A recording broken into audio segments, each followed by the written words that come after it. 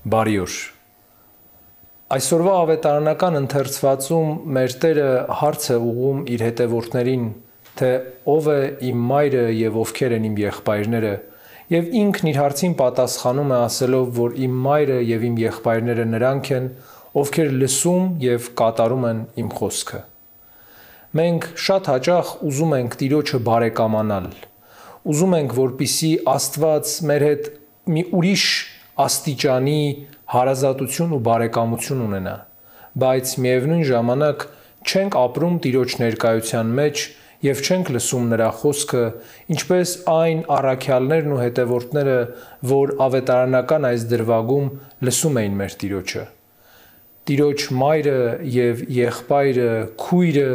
լինելու համար, սիրելիներ, մենք նախ և առաջ պիտի Տիրոջ հետ ապրենք մեր ամեն օրը, ամեն պահը և չխորշենք Տիրոջ հարազատությունը ճանաչելուց, երբ աշխարհի առջև ենք կանգնում։ Ուրեմն, սիրելիներ, ճանաչենք և բարեկամ լինենք մեր Տեր Հիսուս Քրիստոսին։